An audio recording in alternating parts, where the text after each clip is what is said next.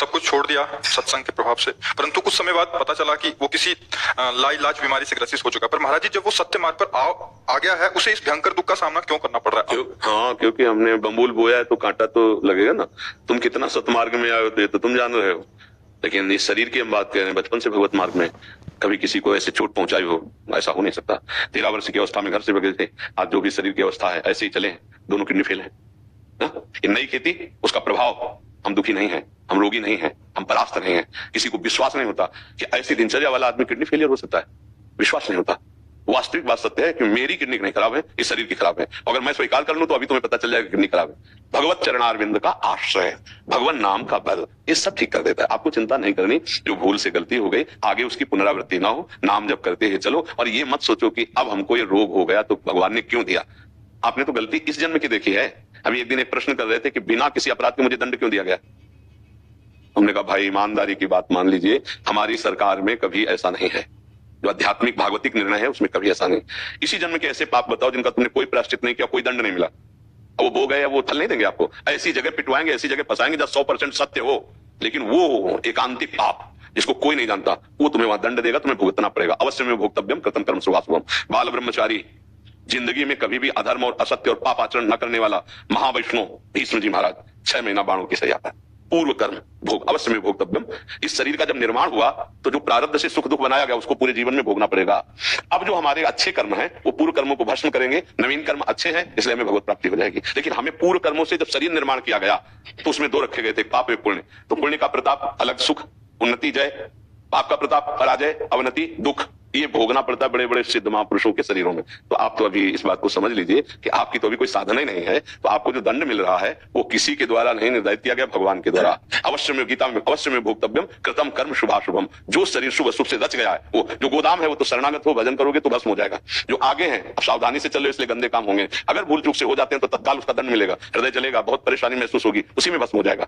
लेकिन जो शरीर रचना में हुई कि भाई 80 साल जीना है, 5 साल की अवस्था में ये दंड, 18 में ये, 22 में वो मिलेगा। ये अब हमारी नई फसल है, नई खेती। हमें बहुत विवेक पूर्वक चलना, घबराना नहीं कि भक्ति में चल रहे हैं तो कष्ट ज्यादा बढ़ रहे हैं। नहीं, 1 इंच भी कष्ट ज्यादा नहीं मिलेगा। जो हमें परिणाम भोगने वो भोगने ही हैं। नहीं तो देखो बड़े बड़े संतों के, किसी के कैंसर, किसी के रामकृष्ण परमहंस जी के गले में कैंसर, भगवत प्राप्त महात्मा बड़े बड़े महापुरुषों के, तो ऐसा क्यों फिर होता है? उनकी भक्ति में कोई कमी होती है क्या?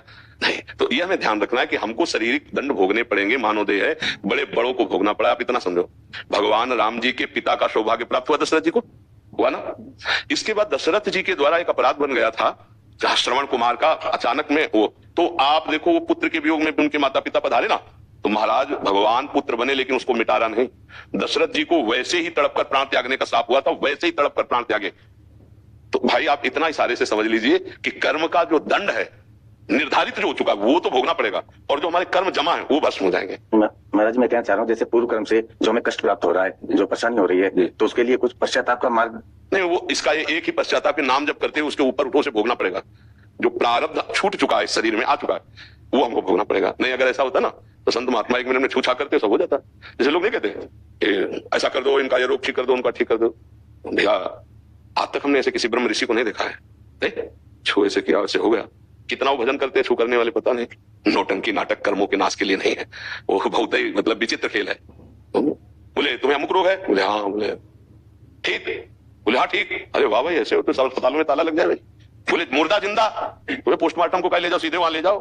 तो छू बोलेंगे पूरा शरीर निहाल हो जाएगा। ऐसा तो हमें कई शास्त्रों में नहीं मिला।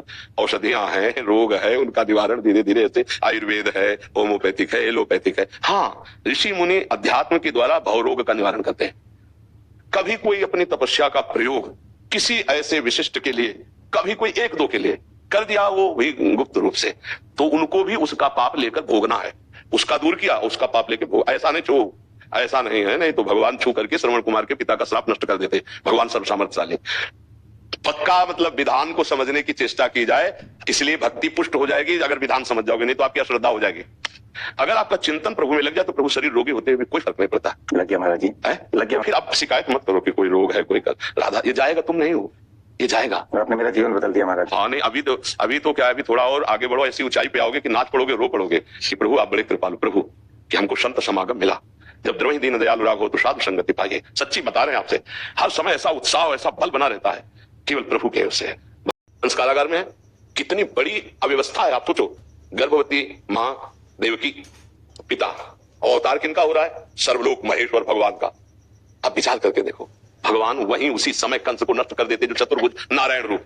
नहीं, समय लीला, ए हमें जाओ छुपा दो जाके न। विचार कर, जब देवकी जी के सामने प्रकट हुए तो बालक रूप नहीं, चतुर्भुज वैष्णव भगवान का वहां वैष्णव 30 स्वरूप, एक सेकंड में कंस को भस्म कर देते। लीला करने चुरा के रात्रि में भगवान को वहां छोड़ के आते हैं। फिर वो आते हैं 11 वर्ष की अवस्था के बाद बाल खींच करके उसको परम धाम प्रदान। भगवान की हम जो लीलाएं गाते हैं उनका रहस्य समझो। जब भगवान ने उधर किया तो इधर कृष्णावतार में बाण मारा ना चरण में, तो हमारा कोई ना कोई कर्म जो किया हुआ है वो हमें भोगना पड़ेगा। ये किसी के छूछा जंत्र मंत्र से नहीं जाने वाले, थोड़ी देर के लिए तुम्हारी दिमाग की स्थिति को बदल दे, ऐसे मंत्रों का प्रभाव होता है और इसके बाद आपका कर्म भोग आपको भोगना ही पड़ेगा। ये जरूर देखा है हमने कि कोई महापुरुष जैसे करुणा कर दिए और आपका रोग ठीक कर दिया। कैसे? आपका रोग अपने में ले लिया, वही रोग थोड़े दिनों बाद उनके ऊपर प्रकाशित मिलेगा पक्का। ये देखा है, 1 2 4 घटनाएं ऐसी, पर ऐसा हमने आज तक नहीं देखा है छू और ये जंतुर बांध लो खत्म, ऐसा तो हमने नहीं देखा। इसलिए कह रहे नाटकबाजी में ना फंस के राधा राधा राधा ईमानदारी से चलो, अपने कर्मों का दुख सुख जो आवे उसको शांति से भोगते हुए अपनी जीवन यात्रा पूरी करो। हमारी बात जो शास्त्रीय बात है, ऐसा